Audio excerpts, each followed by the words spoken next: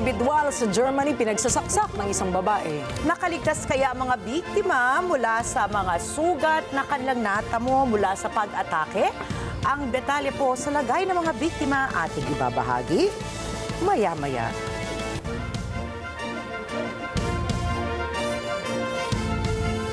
Magandang gabi, ako po si Rikki Mathay. Ako si Rikki Alagao Flores. Ito ang mata ng Agila International. Para naman sa mga headlines ngayong araw ng Lunes.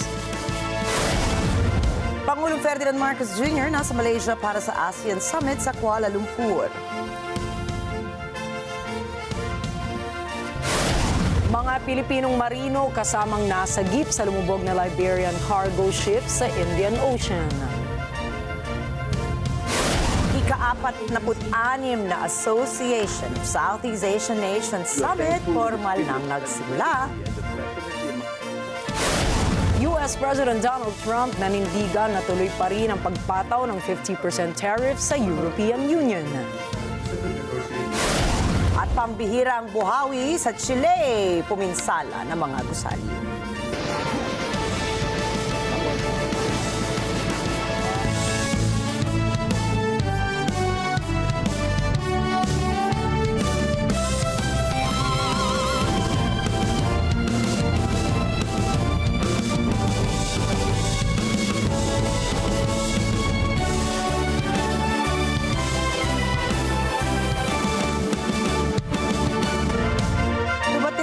Ferdinand Marcos Jr. sa Kuala Lumpur, Malaysia nitong linggo para dumalo sa ika-46 na Association of Southeast Asian Nations o ASEAN Summit.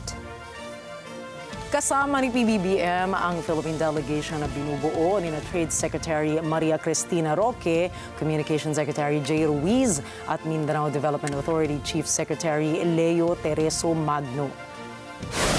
Inaasahan na sa ASEAN Summit ay tatalakayin ng ASEAN leaders ang regional at global challenges kasamang development sa Southeast o sa South China Sea, ang sitwasyon sa Myanmar, maritime security, climate change at iba pa. Nakatuon naman si Pangulong Marcos Jr. na isulong ang ethical at responsableng artificial intelligence o AI regional framework. Higit sa ASEAN Summit ay dadalo rin ang Pangulo sa 16th Brunei Darussalam, Indonesia, Malaysia, Philippines East ASEAN Growth Area Summit kung saan pangungunahan ito ni PBBM bilang chairperson. Makikipagkita rin ang Pangulo sa iba pang mga pinuno ng bansa para magsagawa ng bilateral meetings sa sidelines ng ASEAN Summit. Ngayong taon, ang tema ng 46 ASEAN Summit ay Inclusivity and Sustainability kung saan binigyang diin ito ang shared commitment ng rehiyon para sa progress and resilience. First, the formal pose. Nasagip ng Indian Coast Guard at Navy ang 24 na tripulante ng Liberian cargo ship matapos sumubog ito sa Indian Ocean. Ayon sa lokal na ulat, ang container ship na MSC Elsa 3 ay nagkaaberya sa gitna ng paglayag nito patungong Kochi Port sa India. Kinumpirma naman ng Indian Ministry of Defense na isang Indian Coast Guard at isang Navy patrol boat ang sumundo sa crew ng barko. Tinukoy naman ng ahensya na mga Georgian nationals, Russian nationals, Ukrainian nationals at Filipinos ang tripulante ng Liberian cargo ship. Hindi binigyan ng Defense Ministry ang kabuuang detalye ukol sa laman ng container ship. Subalit, sinabi nitong mapanganib o hazardous ang mga ito.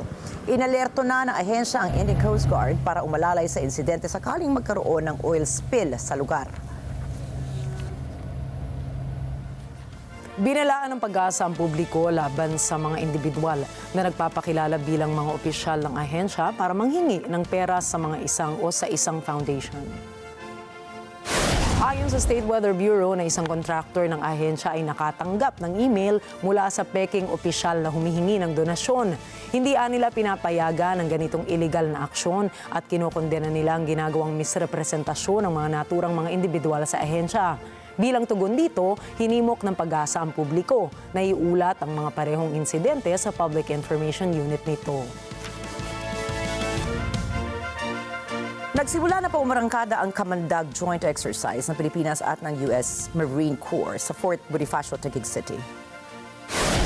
Hango ang kamandag sa katagang Tagalog na ibig sabihin ay kaagapay ng mga mandirigma ng dagat. At para sa taunang pagsasanay ngayon, mahigit 4,000 sundalo mula sa 2 puwersa ng militar ang sumali sa nasabing military exercise. Bukod sa Marine Corps, kasama rin sa nagsasanay ang ilang Marine Reservists at ilang miyembro ng Philippine National Police at Philippine Coast Guard. Magkakaroon din ng multiple sites ang military drills na ito sa Central and Northern Luzon. Layo ng kamandag drill sa mapahusay ang multinational military readiness, command and control training, maritime security, interoperability, coastal defense at mutual capabilities ng mga kalahok. Dineploy ng Philippine Coast Guard o PCG ang BRP Melchor Aquino at BRP Malapascua para suportahan ang ikatlong civilian-led mission ng grupong atin ito sa West Philippine Sea o WPS. Nagsimula na ngayong araw ang nasabing WPS mission sa Palawan at naglalayag ito papunta sa Isla ng Pag-asa para magdaos ng isang sea concert. Inaasahan ng mga sumali sa misyon na posible silang buliyin ng Coast Guard ng China. Pero giit ng grupong atin ito, hindi digmaan ang layo nila kundi isang paanyaya ng kapayapaan sa mga karatig bansa ng Pilipinas. Asahan na ng mga motorista na bukas ay magpapatupad ng dagdag sa presyo ng gasolina habang mababawasan naman ang presyo ng ibang produktong petrolyo. Ayon sa inilabas na advisories ng oil industry firms, itataas nila ng 10 centimos ang presyo kada litro ng gasolina. Ibababa naman nila ng 20 centimos ang presyo kada litro ng diesel, habang 40 centimos naman ang rollback sa presyo kada litro ng kerosene o gaas.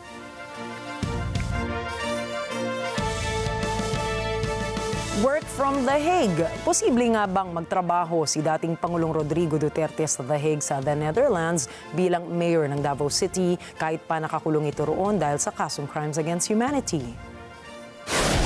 Ayon sa Department of the Interior and Local Government o DILG, magpapaalam ang kanilang ahensya sa International Criminal Court o ICC para mapayagan si Duterte na manumpa bilang mayor ng Davao City. Kinikilalaan nila ng DILG ang pagkapanalo ni Duterte sa katatapos ng midterm elections bilang o maging ang opisyal na proklamasyon sa kanya ng COMELEC. Dahil rito, makikipag-ugnayan ng DILG sa ICC kung maaaring pumunta ang konsul ng Pilipinas sa The Hague para makapanumpa ang dating Pangulo. Hindi nila kasi pwedeng gampanan ni Duterte ang tungkulin bilang alkalde kung hindi ito manunumpa. Siya ang dineklara ng COMELEC na mayor. Na-proclaim siya a day after elections. Overwhelming mandate.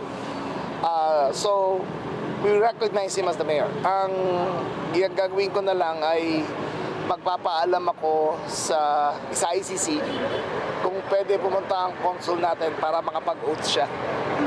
Kasi kailangan mag-oath siya to assume office eh. Samantala, habang nasa kustodiya pa ng ICC ang dating Pangulo, si Davao City Vice Mayor Sebastian Duterte muna ang gaganap bilang pansamantalang alkalde.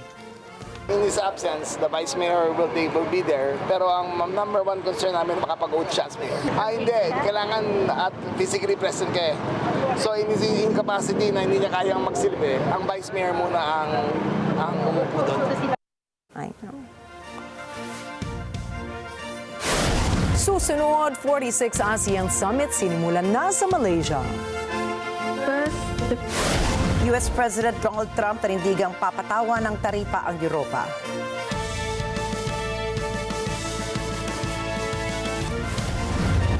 Mga balitang yan at iba pang mga balita sa pagbabalik pa rin ng mata ng Agila International.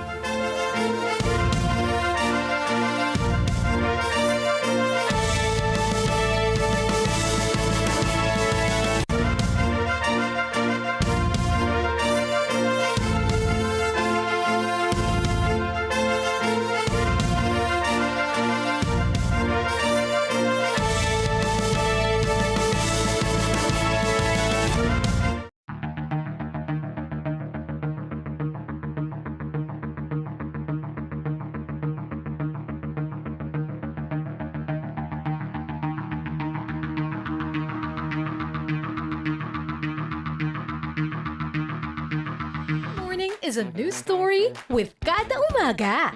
Your favorite morning show, ito po ang Kada Umaga! Surprise performances, latest trends, expert hacks, and exciting games. Be ready to be part of the Kada Squad and enjoy your morning with Diana, Emma, and Tia. Kada Umaga, Monday to Friday, 10 a.m. to 12 noon, only on NET25. Let's net together sa NET25. Sa NET25. Sa dami ng usap-usapan, alin ba ang dapat paniwalaan? Magandang umaga, Pilipinas! Luzon, Visayas at Mindanao. Siyempre po, worldwide. Balitang may basehan, komentaryong may laman. Kasama sina Jen Subarjaga at Nelson Lubao. Tuloy ng paglilingkod bayan. Balita, komentaryo, totoo. 100%. Lunes hanggang Biyernes, alas 5 ng umaga, dito lang sa NET25. Let's net together sa NET25. Sa NET25.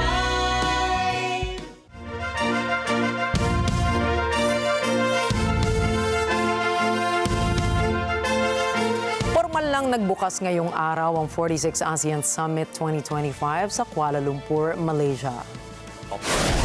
Nagsimulang magsidatingan ang mga leaders mula sa Southeast Asian nations ditong umaga. Isa-isa silang sinalubong ni Malaysian Prime Minister Anwar Ibrahim sa ginanap na welcome ceremony na sinundan ang pagsisimula ng plenary session kung saan dito ilalatag ang mga agenda na kanilang tatalakayin. Kabilang sa mga tatalakayin ng ASEAN leaders ang mga regional at global challenges, kabilang ang development sa South China Sea, sitwasyon sa Myanmar, maritime security, climate change, pabago-bagong takbo ng ekonomiya at digital disruption. Una nang inihayag ni Pangulong Ferdinand Marcos Jr. na kanyang isusulong na bilisan ang negosasyon sa Code of Conduct sa West Philippine Sea, South China Sea at ang Ethical at Responsible Artificial Intelligence o AI Regional Framework. ASEAN has always been an outward-looking community, guided and anchored by a common set of values, our love for peace and concern for the welfare of our peoples. Let me thus urge all member states to remember that to meaningfully engage our partners, we must advance these values and interests, sensitive, of course, to our external partners' respective strengths and challenges. Let us therefore continue engaging our partners not merely to expand networks, but to uphold and project the values that define ASEAN: peace, inclusivity, and shared progress. As we support Malaysia's ASEAN chairship in 2025, we stand ready to build on our shared achievements and sustain momentum until 2026. Maraming salamat po. Thank you all. Sa opening statement ni Malaysian Prime Minister Anwar Ibrahim sa plenary session, malugod nitong binati ang pagdalo ng mga ASEAN leaders na patunay sa kanilang commitment. Binigyan diin ni Ibrahim ang kahalagahan ng ASEAN Summit para sa paglago pa ng rehiyon at ang pagiging resilient nito sa pagharap sa iba't ibang hamon. We are thankful for the spirit of centrality and the fraternity among ASEAN member states in being able to come together to forge a common front in dealing with these challenges, including the recent initiative or pronouncement on unilateral tariffs from the United States. As for Myanmar, we have been able to take positive steps within the formation of an informal advisory group for Malaysia as the ASEAN chair for 2025. I must thank all leaders for giving this tacit approval for the setting up of this informal group under former Prime Minister Dr. Thaksin Shinawatra. Sinabi ni Ibrahim na sumulat siya kay US President Donald Trump at hiniling niya na bumuo ng US-ASEAN meeting ito. Ito ay kasunod ng ipinataw na taripa ng Amerika. Ikinasiya naman ni Ibrahim na ang ASEAN nations ay nagkakaisa. Ipinagmalaki rin ni Ibrahim na sa unang pagkakataon ay nagpulong ang ASEAN o GCC China Summit na layong palalimin at palawakin pa ang partnership nang sa gayon ay mapanatili ang multilateral system at masiguro ang ASEAN GCC China geo-economic model. Achieved by the foreign ministers in Langkawi early this year I've taken the liberty also to write to President Donald J. Trump to seek his understanding to organize a U.S.-ASEAN meeting, which means we observe seriously the spirit of centrality. Quiet engagement matters, and this small and the breach may be fragile, but as they say in matters of peace, even a fragile breach is better than a widening gulf. I strongly believe in the fortitude and staying power of ASEAN to withstand the headwinds and weather the storms of the challenges and uncertainties facing us. Taiwan at iba pang mga bansa ang pambobomba ng water cannon at paggitgit ng barko ng Chinese Coast Guard CCG sa barko ng Pilipinas malapit sa Sandy Cay. Maliban sa Taiwan, kabilang sa mga bansang agad na nagpahayag ng pagkondena sa panibagong pangaharang ng China ay ang Japan, Amerika, United Kingdom, Australia, Canada, the Netherlands, New Zealand at European Union. Sa pambihirang public statement mula sa Taiwan na inaangkin din ang China bilang bahagi ng kanilang teritoryo, inihayag ng Foreign Ministry nito na lubhas silang nababahala sa mapanganib na aksyon ng China Coast Guard laban sa civilian vessels ng Pilipinas. Nanindigan din ng Taiwan sa pagsuporta nito sa Pilipinas at hinimok ang lahat ng partido na pairalin ang kahinakunan at resolbahin ang hidwaan sa mapayapang paraan. Kapwa pinuna din ni na U.S. Ambassador to the Philippines, Mary Kay Carlson, and Australian Ambassador KU ang reckless actions ng Chinese vessel at sinabing nila ganito sa panganib ang mga buhay at stability sa rehiyon. Inilarawan naman ni UK Ambassador Laura Bufels ang insidente bilang isang escalation of behavior, habang inihayag naman ng Ambassador ng Japan na babahala rin ito sa mapanganib na aksyon ng China kabilang ang paggamit ng water cannons. Naglabas din ng kanilang pahayag ang EU, the Netherlands, Canada at New Zealand na nagpapahayag ng kanilang pagkaalarma sa panghara sa civilian vessels ng Pilipinas.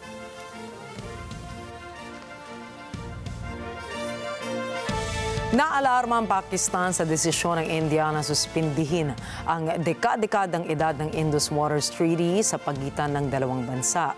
3 milyong katao ang umaasa sa mga ilog katulad ng Chenab which runs through both countries.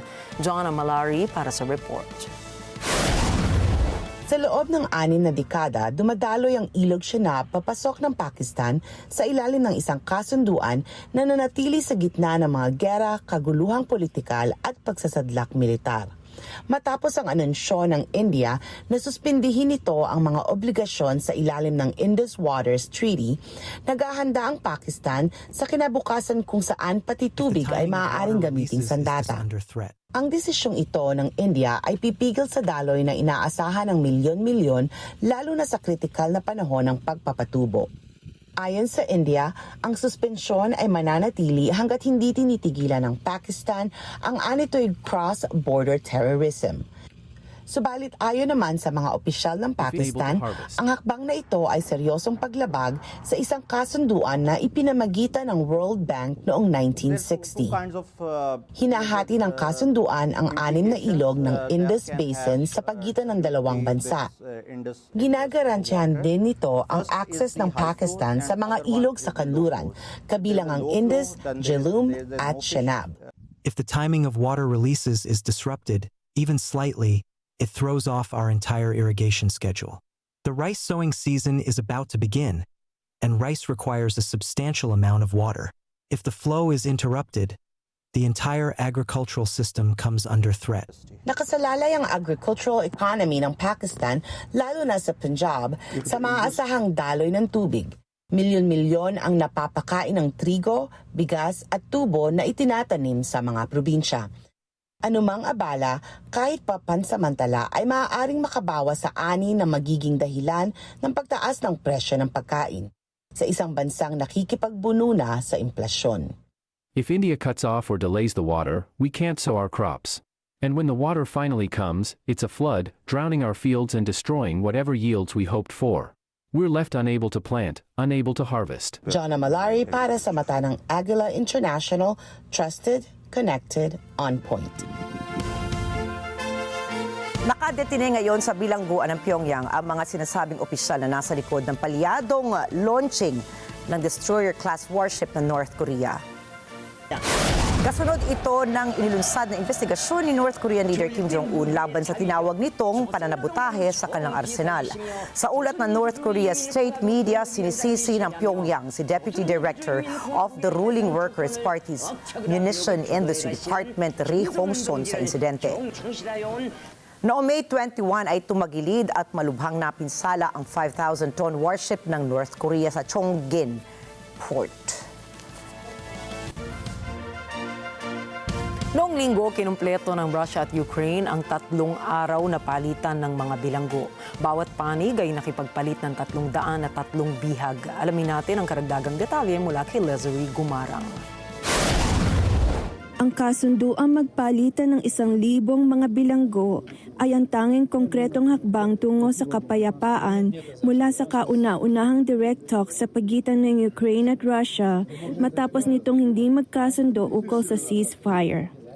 Daan-daang libong sundalo ang pinaniniwala ang sugatan o patay na sa pinakamasaklap na labanan sa Europa mula noong World War II. 10,000 Ukrainian civilians ang namatay rin sa ilalim ng pag-atake ng puwersa ng Russia sa mga lungsod ng Ukraine. Noong Biyernes, sinabi ng Ukraine na handa itong simulan na ang 30 araw na tigil putukan.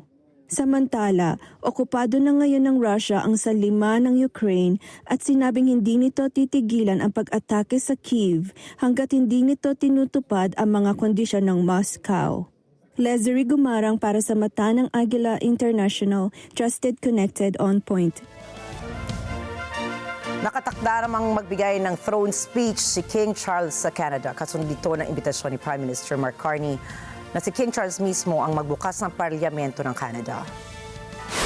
Makasaysayan ng tagpong ito dahil 68 taon na ang nakararaan nang buksan ni Queen Elizabeth II ang parlamento ng Canada. At dahil bahagi ng Commonwealth of Nations ng Canada, si King Charles bilang head of state ito ang may katungkulang magbigay ng throne speech. Clear, I made the request of His Majesty and he has accepted. He will open Parliament with the speech from the throne, and that is a it clearly underscores the sovereignty of our country.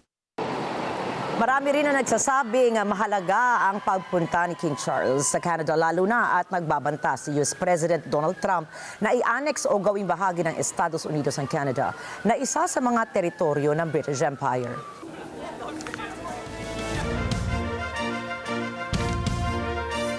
Nagbanta si US President Donald Trump na kanyang papatawan ng 50% tariff ang lahat ng mga produkto na manggagaling sa European Union habang 25% naman sa mga Apple products. I'm not looking for a deal. I mean, we've set the deal, it's at 50%. But again, there is no tariff if they build their plant here. Now, if somebody comes in and wants to build a plant here, I can talk to them about a little bit of a delay. But, while they're building their plant, which is something I think that would be appropriate, maybe, we'll determine that. On Apple, you said this morning that if they don't make their iPhones in the U.S., you're going to hit them with a 25% tariff. Right. Do you have the power to tariff one single company? And why would you want to hurt an American company in that way? It would be more. It would be also Samsung and anybody that makes that product. Otherwise, it wouldn't be fair. So anybody that makes that product, and that'll start on, I guess, the end of June, it'll come out. I think we have that appropriately done by the end of June. So if they make that product. Now, again, when they build their plant here, there's no tariff. Sinabi pa ni Trump na hanggat hindi gawa sa Estados Unidos sa mga produkto ng Apple ay hindi niya ititigil ang pagpapataw ng taripa. Git pa nito na walang patutunguhan ang mga naging usapin nila ng EU kung kaya't epektibo na sa Hunyo 1 ang pagpataw ng 50% na taripa. Hindi kasi nagkasundo si Trump at ang mga EU members kung saan ipinagpipilitan nila ang 0% at hindi sumasang-ayon sa 10% baseline tax ng US. Magugunit ang maraming mga lider ng bansa ang nakipag-usap ng personal kay Donald Trump dahil sa banta nitong mataas na taripa kung saan napapayag nila ang US President na bawasan ito. Yesterday, I had another constructive call with the U.S. Secretary of Commerce, Howard Lutnick, we have agreed to intensify our engagement at technical levels, and I am maintaining regular contact with him as well as with Ambassador Jameson Greer, with whom we've been exchanging text messages just before start of our meeting today. And I think we will see each other very soon, most probably here in Brussels or at the OECD meetings. I think we can have a better deal than staying with pretty high tariffs that are, that's not going to be something that would satisfy Europe. Better deal than the UK deal, I would hope that better deal than any other deals that US is now negotiating. We don't need a quick deal, we need a good deal. So does America. So we have time. We are, I think, on the day 37 to be precise of the pause. And again, ongoing negotiations that will lead to a good outcome. Hindi naman bababa sa 30 Palestino ang nasawi sa panibagong serye ng Israeli airstrike sa Gaza nitong linggo. Ayon po yan sa local health authorities. Kabilang sa mga nasawi ang isang mamamahayag at isang mataas na opisyal ng rescue service. Pinuntirya ng mga pag-atake ang mga lugar ng Khan Yunis, Habalya at Nusayrat. Sa Habalya napatay si Hassan Maji Abu Warda, isang lokal na mamamahayag. Kasama ang ilan sa kanyang pamilya matapos tamaan ang kanilang bahay. Kinumpirma ng International Committee of the Red Cross o ICRC na 2 sa kanilang staff members naman ang nasawi rin sa airstrike sa Khan Yunis.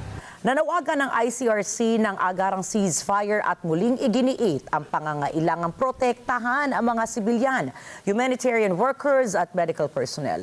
Una nang sinabi ng Gaza Media Office na kontrolado na ng Israel ang 77% ng Gaza Strip, kabilang ang mga ground forces at mga evacuation centers.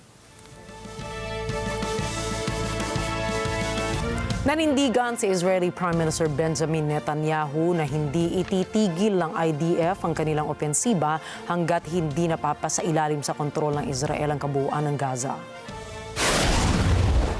בסוף להגיע למצב שיש לנו אזור שנשלט כולו על ידי צה"ל, וכל האוכלוסייה האזרחית של עזה יכולה להגיע לשם ולקבל את הסיוע כשהחמאס לא מקבל כלום.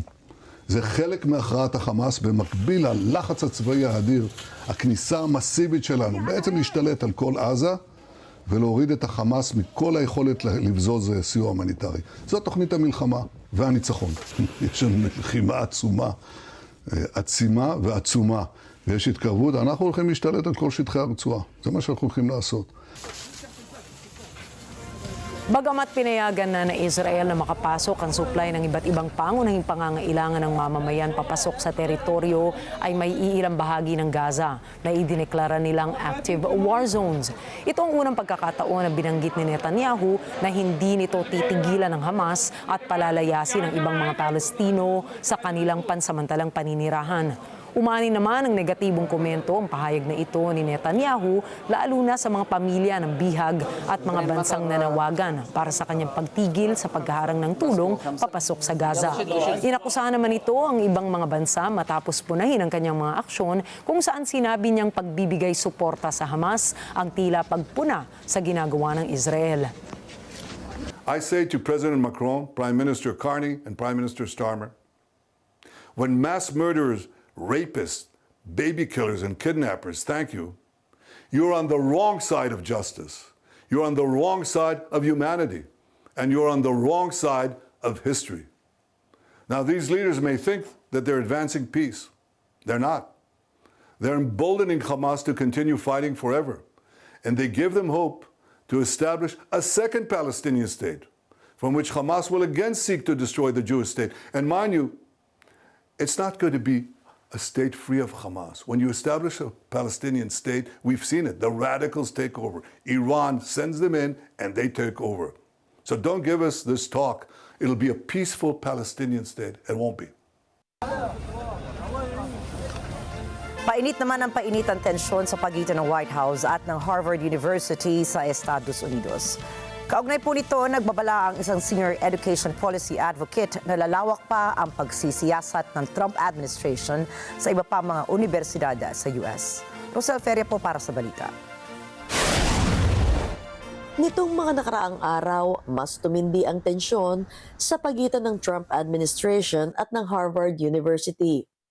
Noong 23 ng Abril, isang federal judge ang humarang sa tangka ng administrasyon na pigilan ang prestigyosong universidad na tumanggap ng international students. Ito ay ilang oras lamang matapos magsampa ng kaso ang Harvard laban sa abrupt policy change na ito. Sa isang panayam, sinabi ni Vice President and Chief of Staff for Government Relations ng American Council on Education o ACE na si Sarah Spreitzer, hindi nag-iisa ang Harvard na haharap sa pressure ng federal government. Harvard, you've probably seen the fact that they've stopped federal funding for research grants. I don't think it was just Harvard. The entire United States suffers from that. We've seen other letters sent to like the University of California system. University of California, Berkeley, I think, has been being questioned about those partnerships. So I don't think it's just Harvard for members of Congress. It's other institutions of higher education. Samantala, sinabi ni Department of Homeland Security Secretary Kristi Noem sa X na magsilbing babala ito sa lahat ng universidad at academic institutions sa buong bansa. Ayon kay Noem, pribilehyo ang pag-i-enroll ng international students, hindi karapatan. Dagdag nito, binawi na ang pribilehiyong ito dahil sa hindi pagsunod ng Harvard sa federal law. Ang ACE ang pinakamaimpluwensyang asosasyon na kumakatawan sa lahat ng uri ng higher education institutions sa US. Malaki ang bahagi nito sa pagpapadali ng dialogo sa pagitan ng higher education institutions, kongreso at federal agencies. Kasama sa mga misyon nito, ang suportahan ang internationalization ng higher education. We sent a letter back in April asking the Department of State and the Department of Homeland Security for more information when they were revoking student visas and then terminating the SEVIS records. We haven't had a response from state or DHS. Ngayong nalalapit na ang fall semester, dumarami ang pag-aalala kung ilang international students pa ang pipiling mag-aral sa US dahil sa nakalilitong mga tuntuning ito. Well, I'm watching very closely what our numbers are going to be in the fall for international students because, again, I'm very worried that prospective students, when they're making that enormous financial decision about where they're going to study, that it's going to be too risky to come to the United States. Students will start to see our numbers going down. Nagbabala si Spreitzer na ang pagbagsak ng bilang ng enrollees ay makakapinsala sa higher education at sa ekonomiya ng bansa. Last year, it was a $43 billion economic impact across the United States. Having international students come to the United States is enormously impactful, not just for our colleges and universities, but it's good for the entire United States. Rosel Feria para sa Mata ng Agila International, trusted, connected, on point. Ipinagtanggol ni US President Donald Trump ang desisyon ng kanyang administrasyon na harangin ang mga foreign students sa Harvard University matapos pansamantalang suspindihin ng korte ang nasabing aksyon. Well, look, part of the problem with Harvard is that there are about 31%, almost 31% of foreigners coming to Harvard. We give them billions of dollars, which is ridiculous. We do grants, which we're probably not going to be doing much grants anymore to Harvard. But they're 31%, but they refuse to tell us who the people are. We want to know who the people. Now, a lot of the foreign students we wouldn't have a problem with. I'm not going to have a problem with foreign students, but it shouldn't be 31%. It's too much because we have Americans that want to go there and to other places, and they can't go there because you have 31% foreign. Now, no foreign government contributes money to Harvard. We do. So why are they doing so many? Number one. Number two, we want a list of those foreign students, and we'll find out whether or not they're okay. Many will be okay, I assume, and I assume with Harvard, many will be bad. And then the other thing is they're very anti-Semitic. Everybody knows they're anti-Semitic, and that's got to stop immediately. Dagdag pa ni Trump, marapat lamang umanong malaman ng kanyang pamahalaan kung sino ang mga dayuhang estudyanteng mag-aaral sa bansa. Lalo pat bilyon-bilyong dolyar ang ibinibigay anya ng gobyerno sa Harvard. Ngunit agad itong pinigil ng korte matapos magsampa ng kaso ang Harvard at sinabing labag sa batas, hindi makatwiran at unconstitutional ang aksyon ng gobyerno. Mababatid ang crackdown ay bahagi lamang ng mas pinalawak na kampanya ng administrasyon ni Trump laban sa mga universidad sa Amerika, kabilang ang pag-freeze ng $2.2 billion grant at $60 million na contract sa Harvard. Are you considering stopping other universities besides Harvard from accepting foreign students? Well, we're taking a look at a lot of things. And as you know, billions of dollars has been paid to Harvard. How ridiculous is that? Billions. And they have $52 billion as an endowment. They have $52 billion.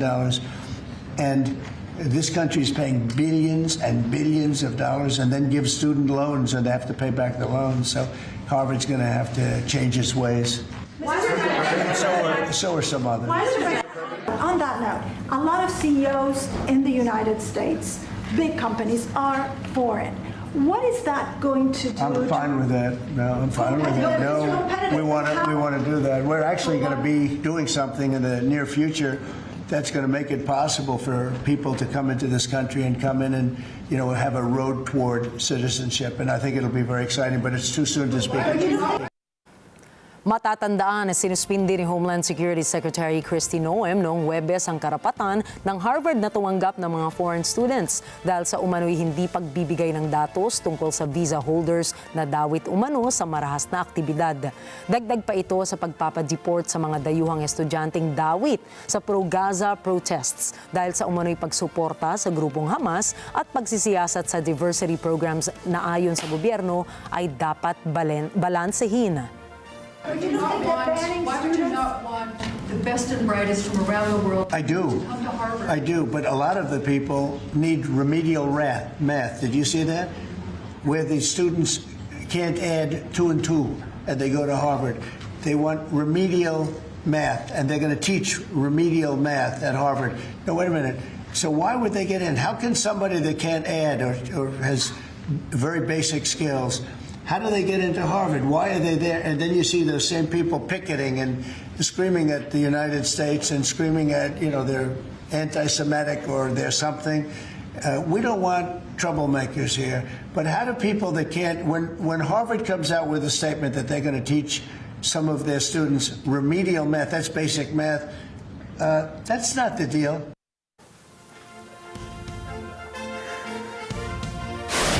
Susunod, Mount Kilauea sa Hawaii muling nag-aalboroto.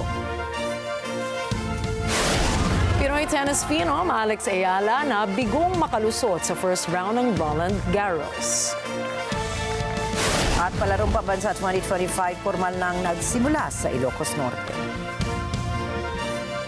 Mga detalye po ng mga balitang yan at iba pa mga balita sa pagbabalik pa rin ng Mata ng Agila International.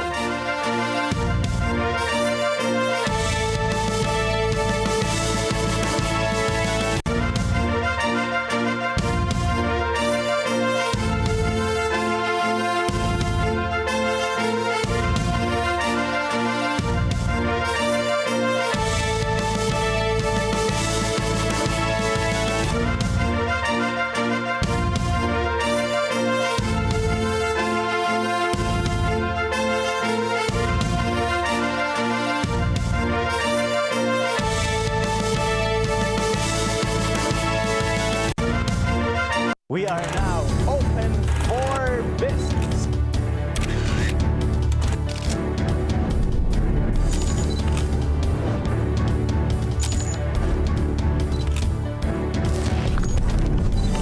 It is a signal to the world.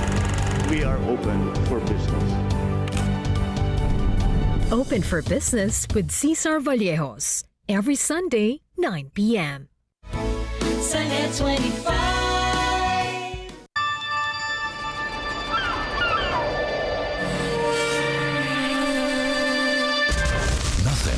Is quite as simple as it seems. To understand the world better, we need to take a closer look. Experience knowledge. Tomorrow today. Dahil walang hinto ang balita. Financial straits. Mata ng Agila Weekend tuwing Sabado, alas 4 ng hapon. Ito ang NET25. Matatag, matapag, matapak. together. Sa NET25. Sa NET25.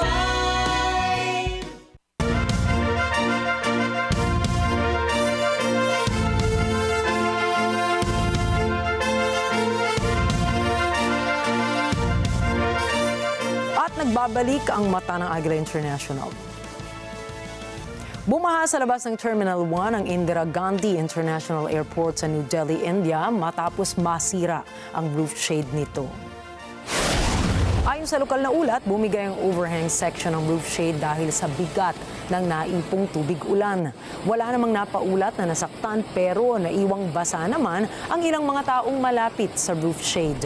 Umaksyon agad ang airport staff para siguraduhin ang kaligtasan ng mga tao sa entrada ng paliparan.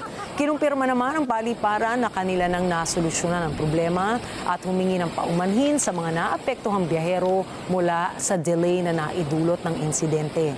Sa ulat ng Indian Meteorological Agency, nakararanas ang syudad ng malakas na bugso ng hangin na kayang umabot sa bilis na 82 km per hour at pagbuhos ng ulan na aabot naman sa 81.2 millimeters sa loob lamang ng 6 na oras.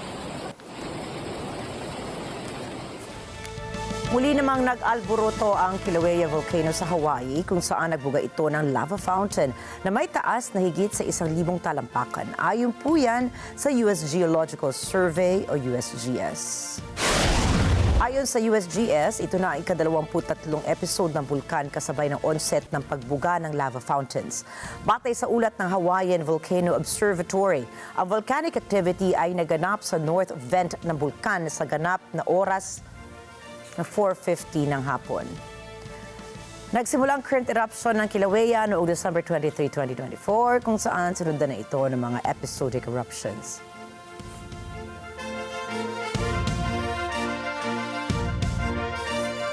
Hindi nakaligtas ang 3 construction workers sa Jiangxian County sa Gansu Province sa China matapos bumagsak ang isang tower crane mula sa ginagawang high-rise building sa lugar.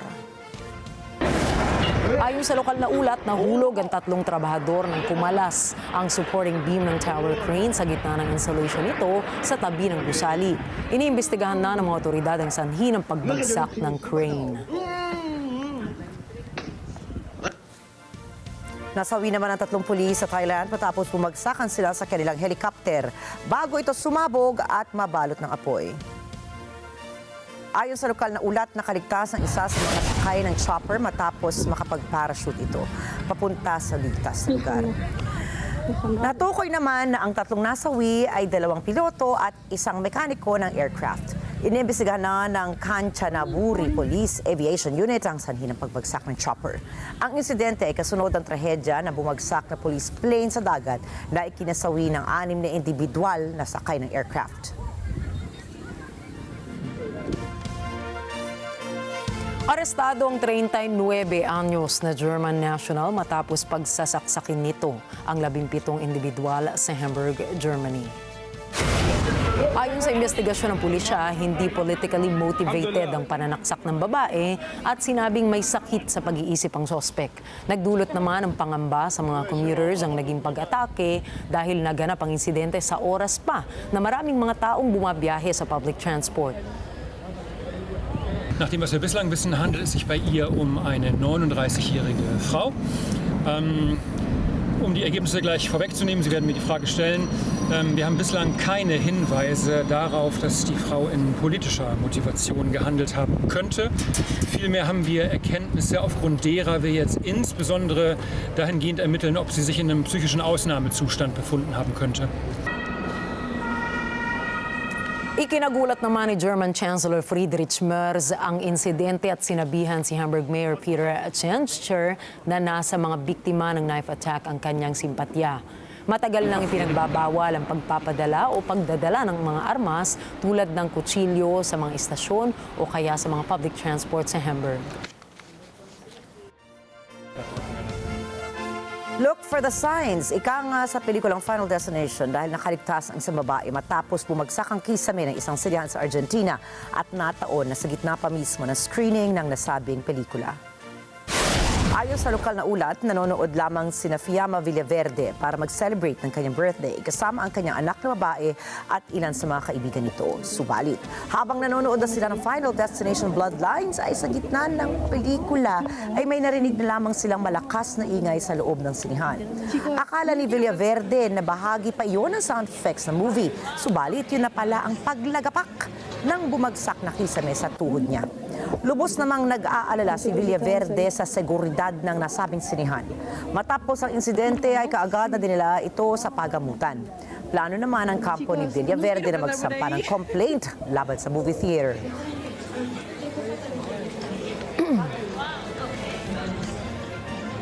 Nagdulot naman ng malawakang pinsala ang pambihirang buhawi na nananalasa sa siyudad ng Puerto Vara sa Timog Chile. Batay sa monitoring ng Chilean Meteorological Agency, ang buhawi ay isinailalim sa klasifikasyon na EF1 tornado. Bihira lamang kasi ang mga ganitong meteorological phenomenon sa Chile dahil sa Andes mountain at coastal topography na pumipigil sa pamumuo ng mga sama ng panahon sa bansa. Namataan ang buhawi nitong linggo kung saan nagdala ito na malakas sa pagbugso ng hangin na umabot sa bilis na 86 up to 111 miles per hour. Nagdulot din ng power outage ang buhawi kung saan higit sa 10,000 mga kabahayan ang nawalan ng kuryente dahil sa mga natumbang electrical poles. Tinukoy ng National Service for Disaster Prevention and Response Agency na 8 ang napaulat na nasaktan dahil sa kalamidad. Pinayuhan naman ng ahensya ang mga residenteng manatili muna sa loob ng kanilang tirahan para sa kanilang kaligtasan na rin. Inaalam pa ang kabuuang danyos na iniwan ng mapaminsalang buhawi sa syudad.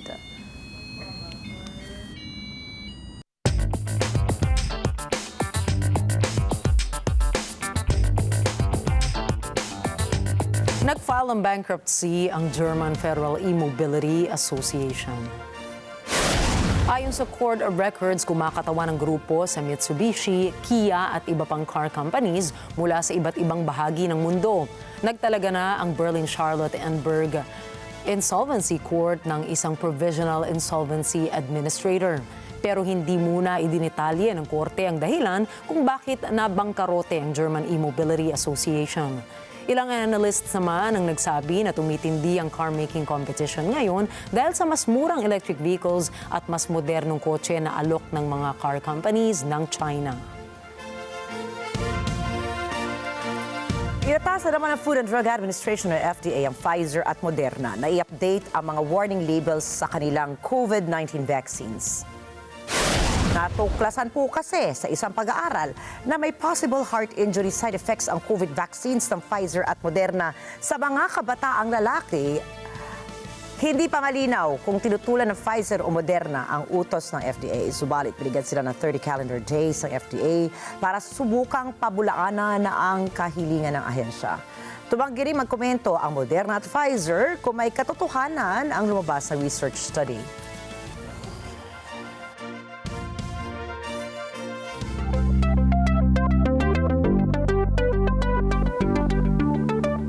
Itinampok sa 24th China International Cultural Industries Fair sa Shenzhen, China, ang ilan sa mga modelo ng flying cars ng bansa. Ayon sa lokal na ulat, maraming mga tech companies ang napabilib sa hybrid wing flying car ng China mula sa electric propulsion system nito. Karamihan sa mga flying cars ng China ay vertical takeoff at landing o VTOL aircraft na kayang magbigay ng efficient cruise flight sa mga intercity travels. Ang Shenzhen ay tinaguriang nangungunang tech hub sa China kung saan plano nitong magpatayo ng higit sa 1,000 VTOL platforms at maglunsad ng higit sa 1,000 ring commercial flight routes sa pagtatapos ng taong ito. Batay sa estimates ng Civil Aviation Administration of China, inaasahan na tataas pa ang halaga ng low-altitude market mula 1.5 trillion yuan sa pagtatapos ng 2025 hanggang 3.5 trillion yuan sa taong 2035.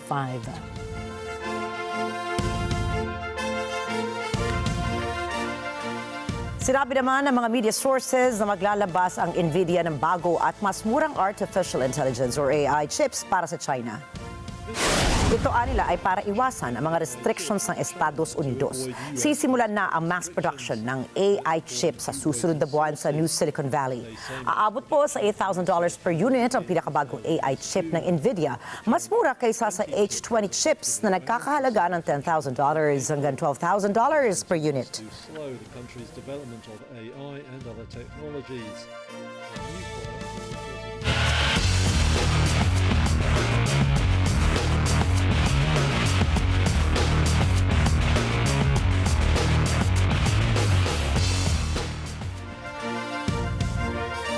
Formal lang binuksan ang 2025 Palarong Pambansa na ginanap sa Ferdinand E. Marcos Memorial Stadium sa Lawag City, Ilocos Norte.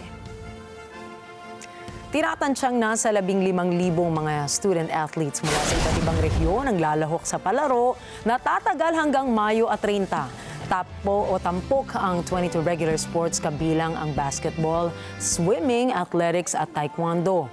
Kasama rin ang weightlifting bilang demo sport at kickboxing, girls football at girls futsal bilang exhibition events. Una rito ang nangungunang National Capital Region na nakamit ang ika-17 sunod na overall title noong nakaraang taon. Mababatid na sa kabila ng naranasang lindol sa La Union noong May 24, walang naiulat na pinsala o nasaktan sa mga lugar ng palaro. Tampok sa pagbubukas ng makulay na seremonyang hango sa epikong Ilocano. Hindi naman pinalad ang Filipino tennis player na si Alex Agila laban sa Colombian na si Emiliana Arango sa score na 6-0, 2-6, 6-3 sa unang round ng 2025 French Open Women's Singles Tournament. Nakabawi po si Agila sa ikalawang set kung saan siya ay lumamang ng 3-2 bago ito pansamantalang itinigil dahil sa ulan. Sa kalaunan, nakuha niya ang set, subalit nakabawi ang Colombian sa huling set. Ang 20 anyos na si Agila ay lalaban pa rin sa doubles tournament kasama ang Mexicanang si Renata Zarazua simula Miyerkules. Ito ang kaunahang pagkakataon ni Agila na makapasok sa main draw ng French Open.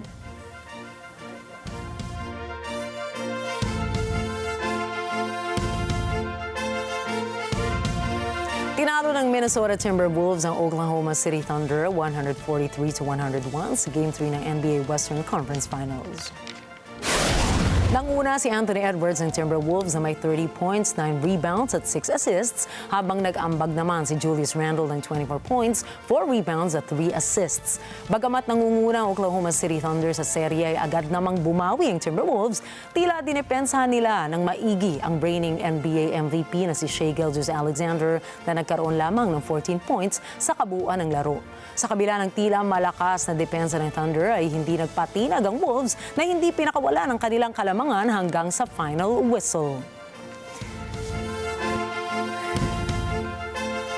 Nag-regroup ang New York Knicks sa Indiana at naisahan ang Pacers 106-100 sa Game 3 ng East Finals para ilapit ang series 2-1. Ipinakita ni Karl Anthony Towns at ng New York Knicks ang kanilang never-say-die attitude sa kaduluduluhan ng kanilang muling paghaharap ng Indiana Pacers. Ikinalat ni Towns ang 20 sa kanyang 24 points sa final quarter ng laro at nakakuha pa ng 15 rebounds na nagmura ng 20-point deficit ng kanyang koponan para agawin ng Game 3. Nagbukang All-Indiana ang unang 3 quarter ng laro. Sa kabuuan ng laro ay nangunang Indiana hanggang sa pagpasok ng 4th ay nasa 10 points pa ang kalamangan nito. Nagbaba rin ng 23 points si Jalen Brunson na napilitang umupo ng matagal sa 4th quarter dahil sa foul trouble. Tinulungan pa ito ni Mikal Bridges at OG Anunoby na nakakuha ng tig 15 and 16 points.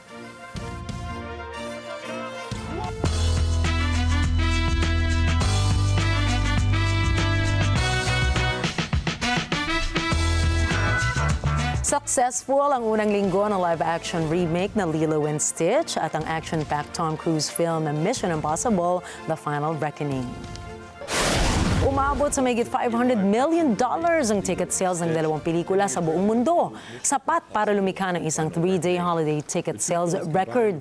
Sa unang 3 araw sa US ay humakot na agad ng $146 million ang Lilo & Stitch, habang ang Mission Impossible naman ni Tom Cruise ay kumita ng $190 million sa US at Canada nitong weekend.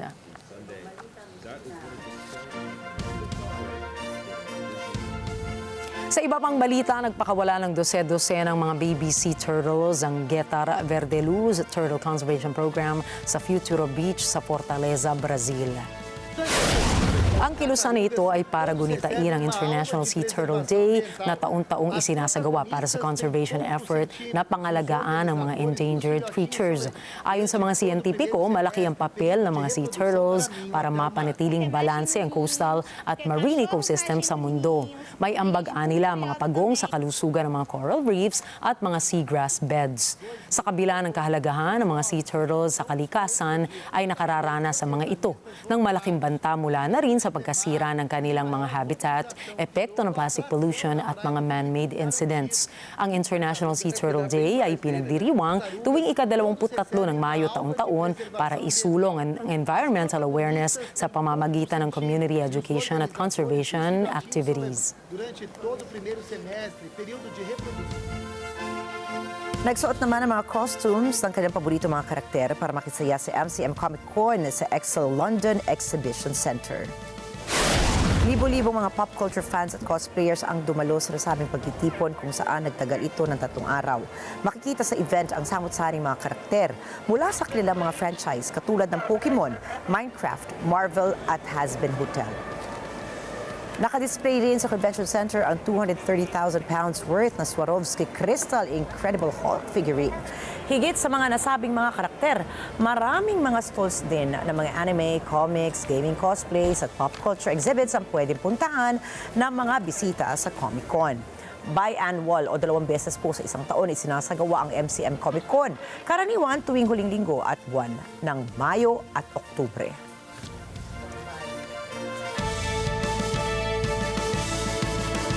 At narito po kami para maghatid ng balita saan mang dako ng mundo. Magandang gabi po. Ako po muli si Rikki Mathay. Ako si Rikki, Alagao, Flores. Ito po ang Mata ng Agila International. Para naman sa iba pang mga balitang nangyari rin sa iba't ibang panig ng mundo, punta tayo kay Alma Angeles para sa NET25 World News. Take it away, Alma.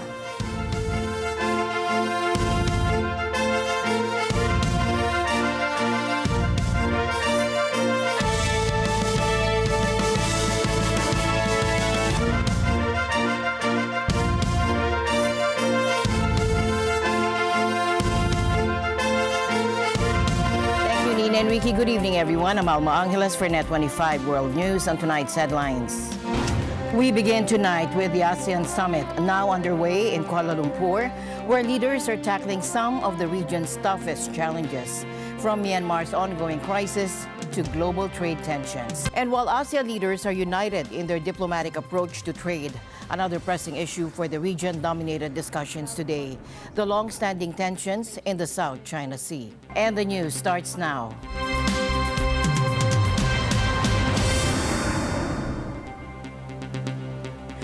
We begin tonight with the ASEAN Summit now underway in Kuala Lumpur, where leaders are tackling some of the region's toughest challenges, from Myanmar's ongoing crisis to global trade tensions. Take a look.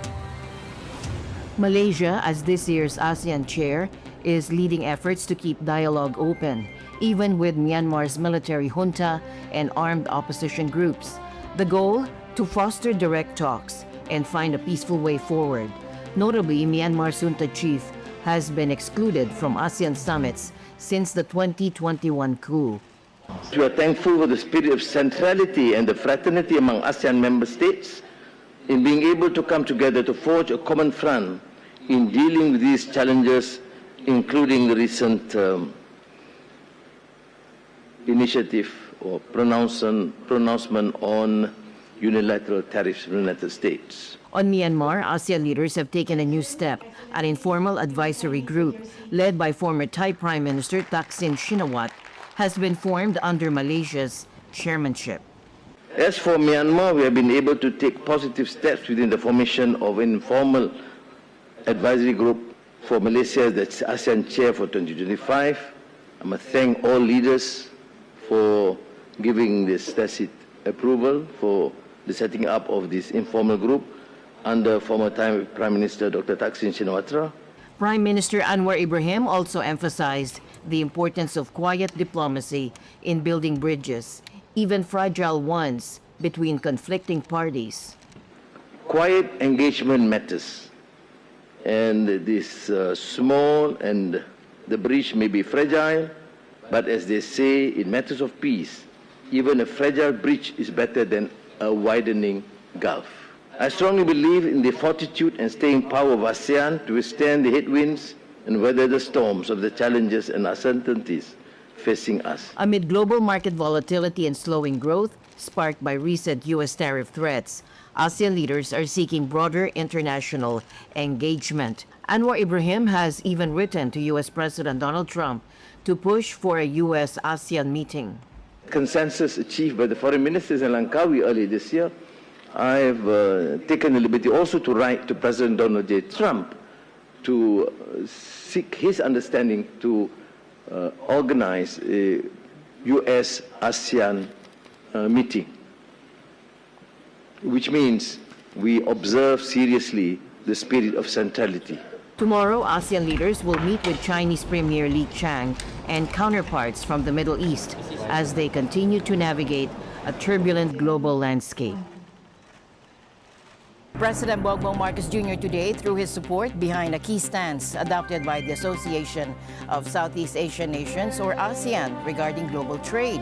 Speaking at the 46th ASEAN Summit in Kuala Lumpur, President Marcos strongly backed ASEAN's non-retaliatory approach towards the United States tariff policies.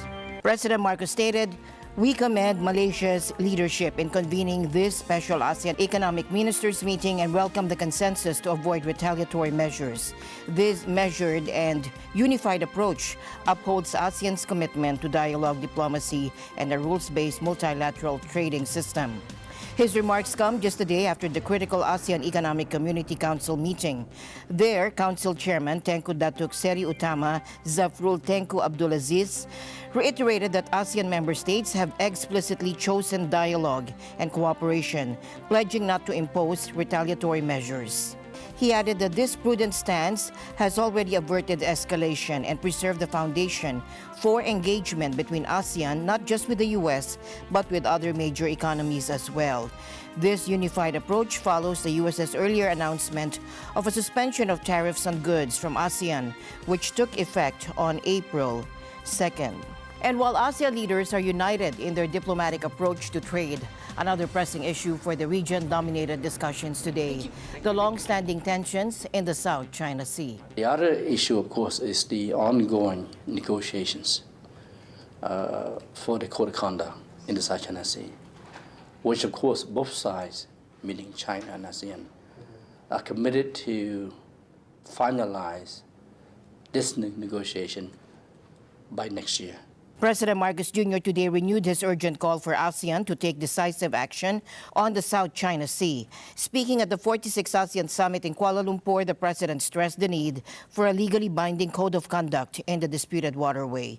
He stated this is to safeguard maritime rights, promote stability, and prevent miscalculations at sea.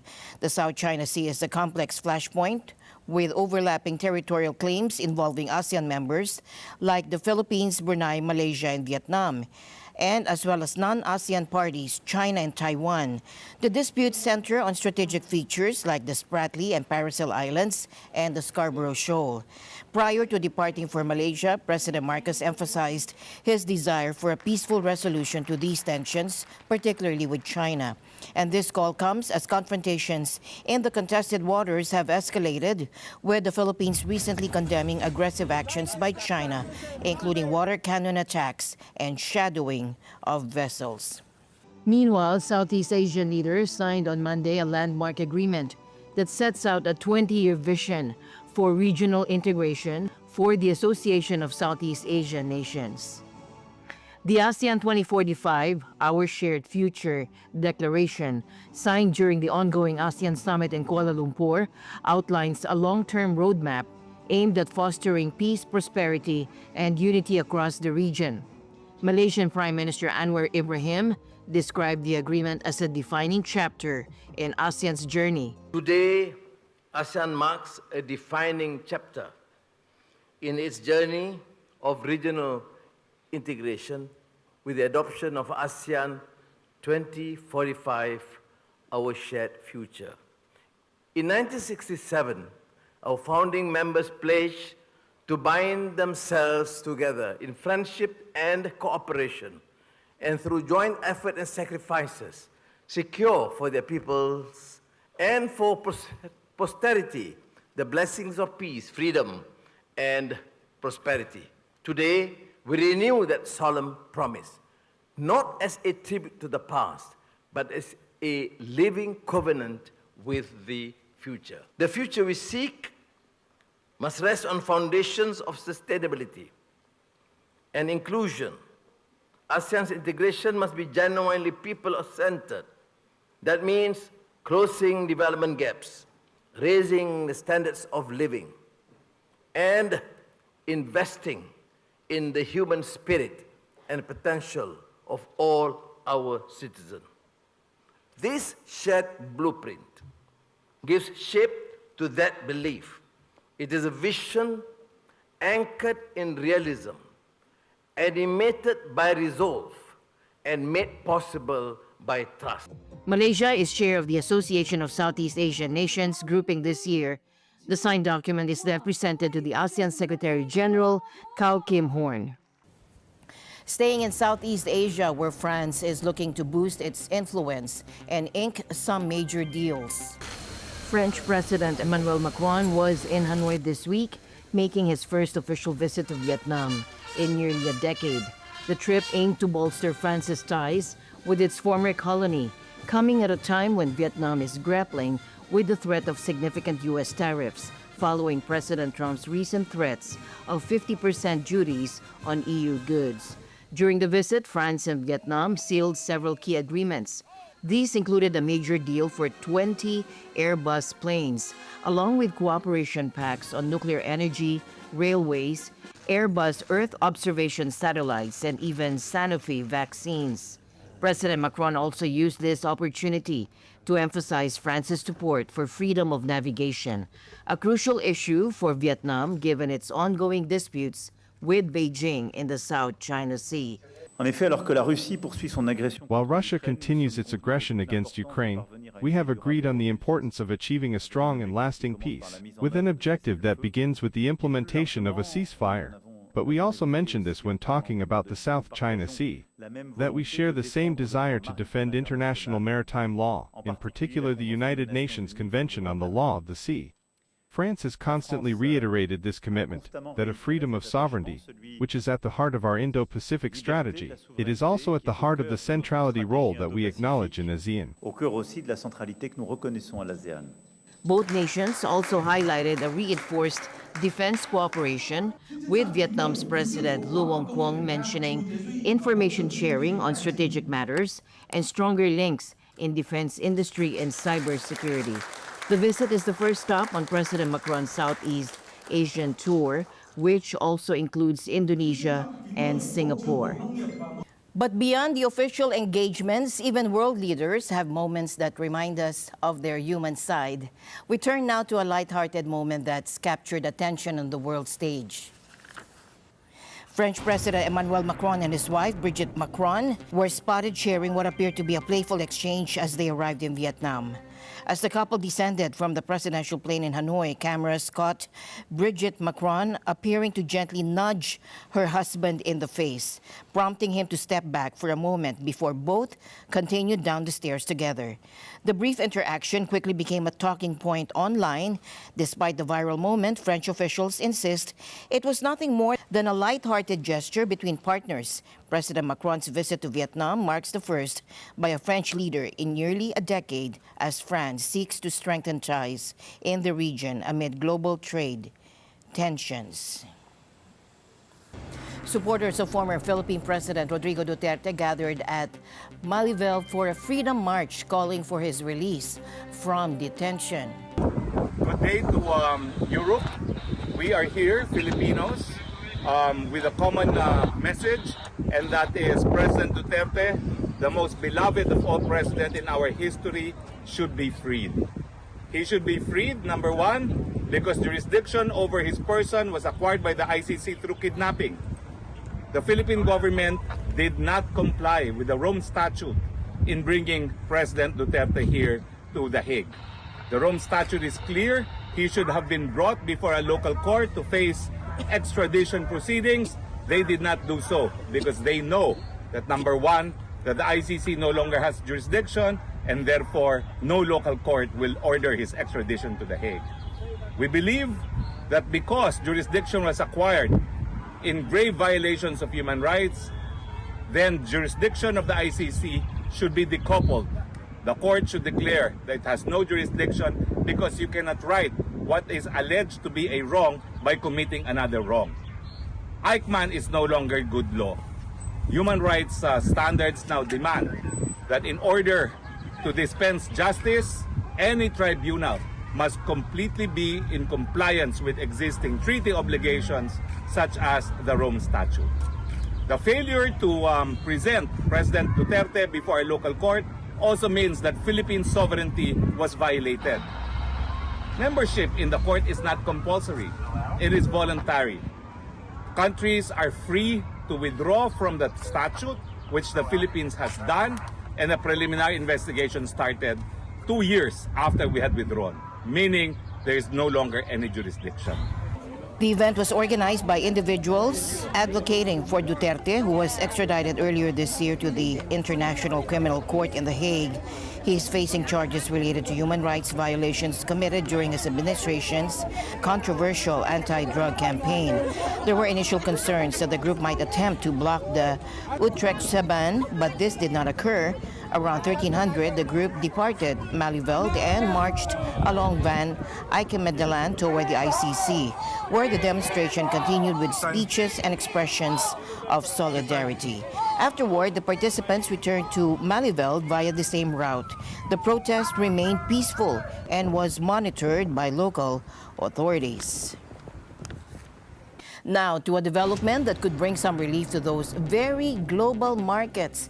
U.S. President Donald Trump has decided to pull back from his threat to implement 50% tariffs on imports from the European Union, at least for now.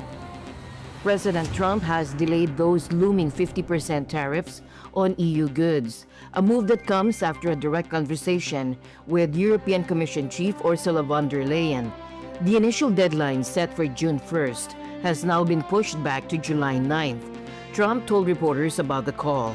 She just called me, as you know, and she asked for an extension on the June 1st date. And she said she wants to get down to serious negotiation because I've told you specifically, but I told anybody that would listen, they have to do that. And we had a very nice call, and I agreed to move it. I believe June 9th would be, July 9th would be the date. Trump had initially threatened the June 1st deadline out of frustration with the pace of ongoing trade talks. That threat last Friday sent fresh turmoil through global markets, causing stocks to skid. On Sunday, von der Leyen welcomed the delay on social media, emphasizing Europe's readiness to move swiftly on negotiations.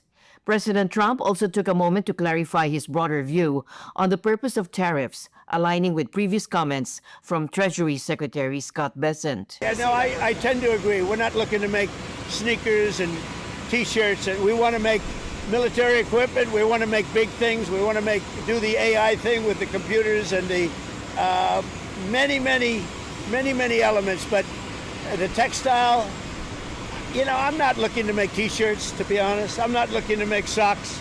We can do that very well at other locations. We are looking to do chips and computers and lots of other things. And tanks and ships, meaning ships, yeah. While markets may welcome this backtrack on EU tariffs when they open tomorrow, global stocks have been roiled for weeks by Washington's often erratic policymaking on trade. Critics argue that this constant uncertainty makes it nearly impossible for businesses to plan for the future. Of course, we've got other tariffs potentially coming on things like pharmaceuticals. So there's more yet to come, and Trump seems to have Europe firmly in his sights when it comes to to tariffs. I think, from his perspective, one of the reasons he's doing this is because obviously, if you look at trade from different blocks into the US, exports from Europe are I think, the largest across the entire world. Of course, the deficit itself is not the largest. The deficit with the US and China is up there. But certainly in terms of total exports, there is a huge amount which goes into the US, and Trump wants to do something about that. And now to the war in Ukraine. Overnight, Ukraine faced its most devastating aerial assault so far. Russian forces fired a staggering 367 drones and missiles at cities nationwide, killing at least 12 people and injuring dozens more. Now, the attack came as both sides prepared for a major prisoner swap, but the violence has only deepened calls for international action. Mathay likeness for more. This is what the night sky in Kyiv looked like as Russian drones flew over the city's skyline early Sunday. You can hear the explosions from the airstrikes. As daylight came, the extent of the carnage became apparent. The assault came as Russia and Ukraine prepared to conduct the third and final day of a prisoner swap. Both sides had agreed to exchange 1,000 people each. Ukrainian President Volodymyr Zelensky called on the United States to speak out and condemn the attack. In a statement on Telegram, Zelensky said every such terrorist Russian strike is reason enough for new sanctions against Russia. On his way back to the White House after a weekend of golf at his New Jersey golf club, President Donald Trump denounced the Russian attack. I'm not happy with what Putin's doing. He's killing a lot of people, and I don't know what the hell happened to Putin. I've known him a long time, always gotten along with him, but he's sending rockets into cities and killing people, and I don't like it at all, okay? We're in the middle of talking, and he's shooting rockets into Kiev and other cities. I don't like it at all. When asked what he planned to do about it, Trump had this response. We'll see what we're going to do. What am I going to tell you? You're the fake news, aren't you? You're totally fake. All right, any other questions? I don't like what Putin is doing, not even a little bit. He's killing people. And something happened to this guy, and I don't like it. Trump has taken a softer line on Russia and Putin, and that's something many Ukrainians can't understand. In Kyiv, 63-year-old pensioner Alina Tatarchuk says Trump should have a first-hand look at the Russian damage. They are beasts. I'd like Trump to see this. I don't know what kind of a person Trump is. Not smart. Lost his mind. What's Putin doing? Can Trump really not see this? All the countries, can't they really not see what Putin does? It is not war. It's the destruction of a people. They are just destroying us. Russians are not looking at children, at no one. They just hit and hit. The drones were flying over us the whole night. We had no time to rest. U.S. Special Envoy to Ukraine Keith Kellogg called Sunday's attack a clear violation of the 1977 Geneva peace protocols. He called for an immediate ceasefire. So far, Russia has resisted calls by Ukraine and the EU for an immediate 30-day truce. Mathay likeness, NET25 World News. And we're continuing our developing story on a dramatic legal and political battle unfolding in the U.S., one with far-reaching consequences for thousands of international students, especially at prestigious universities like Harvard. On Friday, the Trump administration took the unprecedented step of revoking Harvard's ability to enroll students from abroad, throwing the academic futures of thousands into uncertainty and sparking urgent questions about the future of global education in America. It was a policy that caused immediate shockwaves. U.S. President Donald Trump's administration moved to force current international students to transfer or lose their legal status. But later that same day, a U.S. judge temporarily blocked the highly controversial move, just hours after Harvard sued in federal court. The path forward for nearly 7,000 international students at Harvard alone, representing over a quarter of its enrollment, remains deeply unclear. The policy has certainly hit students hard, even if some say they were aware of the possibility. It is definitely shocking and very uncomfortable for all of us, but we have to say that we prepared for this. President Trump has been vocal in his criticism of Ivy League universities since taking office, accusing them of fostering what he calls anti-American, Marxist, and radical left ideologies. Well, look, part of the problem with Harvard is that there are about 31%, almost 31% of foreigners coming to Harvard. We give them billions of dollars, which is ridiculous. We do grants, which we're probably not going to be doing much grants anymore to Harvard. But there are 31%, but they refuse to tell us who the people are. We want to know who the people. Now, a lot of the foreign students we wouldn't have a problem with. I'm not going to have a problem with foreign students, but it shouldn't be 31%. It's too much because we have Americans that want to go there and to other places, and they can't go there because you have 31% foreign. Now, no foreign government contributes money to Harvard. We do. So why are they doing so many? Number one. Number two, we want a list of those foreign students, and we'll find out whether or not they're okay. Many will be okay, I assume. And I assume with Harvard, many will be bad. And then the other thing is they're very anti-Semitic. Everybody knows they're anti-Semitic, and that's got to stop immediately. For many, this isn't just a policy change. It's a direct threat to their life's dreams. This anxiety is keenly felt by students like Yu Shuan Lin from Taiwan, who was set to attend Harvard this fall. The path towards my dream is actually harder and tougher than I expected. There are so many uncertainties, and so that's why I think I thought that I could accept all the changes along the way as what we have gone through in the past half year. I kind of feel like really hit by it, and that's why I feel kind of anxious, but I really couldn't do much. Just wait and see. The impact of this policy extends to even the most high-profile students. Princess Elizabeth, the 23-year-old future Queen of Belgium, has just completed her first year studying public policy at Harvard. But this ban could jeopardize her continued education. Harvard itself has fiercely condemned the administration's move, calling it illegal and amounting to retaliation.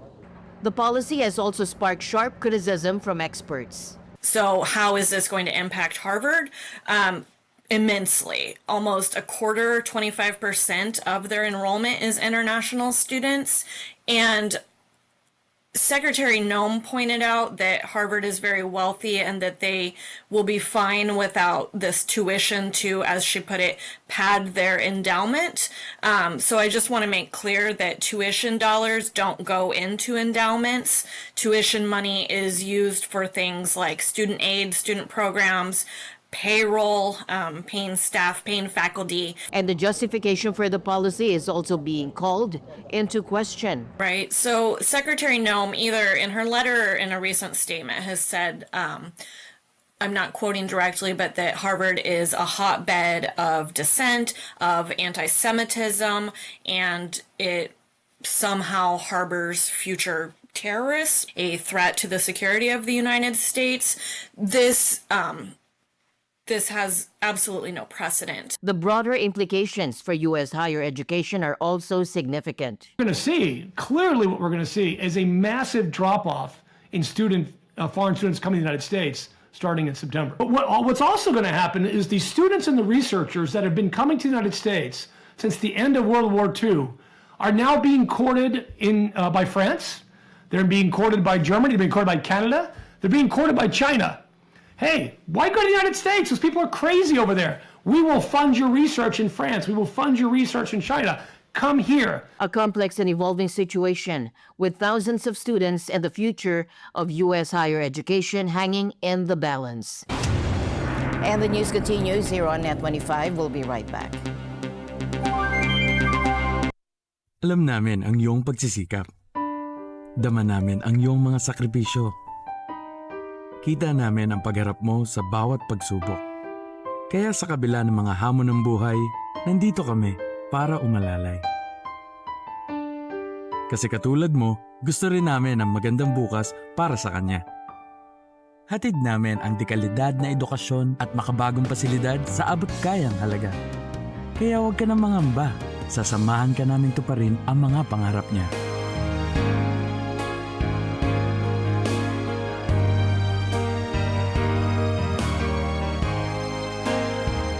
Inaasahan mong sulit dito ang mga pinagsikapan mo. Sa aming mga makabagong pasilidad at sistema ng edukasyon. Mailalabas natin ang aking talino at mga kakayahan niya. Kahit sa munting halaga, makakasiguro ka na makakasabay siya sa mabilis na pag-ikot ng mundo. Sa New Era, karamay mo kami sa bawat hamon. Kaagapay mo kami sa bawat hakbang.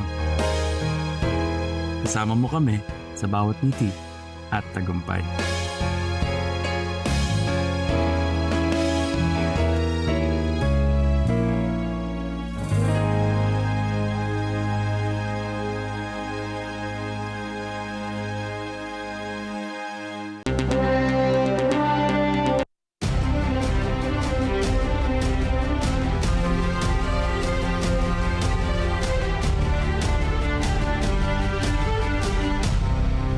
From the federal buildings to the bustling neighborhoods of Washington, D.C., and even in nearby communities like Baltimore and Gettysburg, the Care for Humanity event is spreading warmth and support.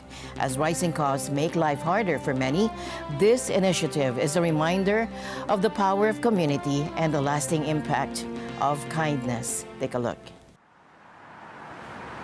Washington, D.C., the U.S. capital, defined by its historic monuments and prominent buildings, including iconic ones that house the federal government's three branches: the Capitol, White House, and Supreme Court.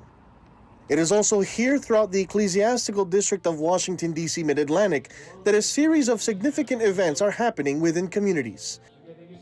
In Washington, D.C., a Care for Humanity event aimed to distribute free food, care packages, and medical checkups to families and individuals in need. For Nelson, a grad student currently studying in the U.S. from Rwanda, he was able to experience a deep connection here today. One thing that came to my mind is I saw love. I saw a church that really has the true definition of religion. I saw a church, again, a family that is really concerned about others, even strangers. I am emotional, but I just put it under control, but I'm gonna cry. It's very helpful what we have. Well, I'm very happy here.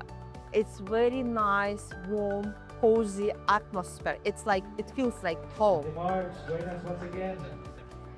Even in Temple Hills, just south of Washington, D.C., guests were able to feel that same love extended by members like Tamika, who discovered the event happening the same day.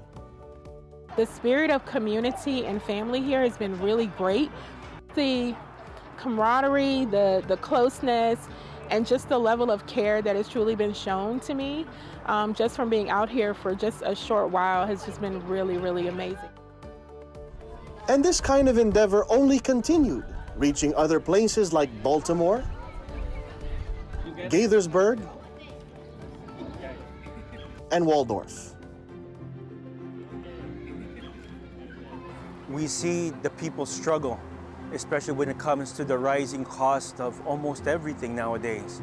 And so when we have activities like this Care for Humanity, this shows that the Church of Christ, led by our Executive Minister, Brother Eduardo V. Manalo, truly does care about the community, and that they also see the struggles of not just the brethren, but the world in its entirety. That even here in America, there are those that are striving to make ends meet. And as we saw in this activity today, anything that is given to them is truly appreciated. And they're so grateful to the Church of Christ that we have reached out to the community and helped in whatever way that we can. And so this truly does show the compassion of the church administration, and the Church of Christ to all of those that are truly in need. As Care for Humanity continues to reach more communities, neighborhoods, and families, the more people see its mission and the motivation of Church of Christ members to always do good by impacting and changing the lives of people from all walks of life. Brother Tyler Worthen, U.S. Care for Humanity, special coverage. And with that, we end tonight's broadcast. For everyone here on NET25, I'm Alma Angeles. Thank you all for joining us. Good night.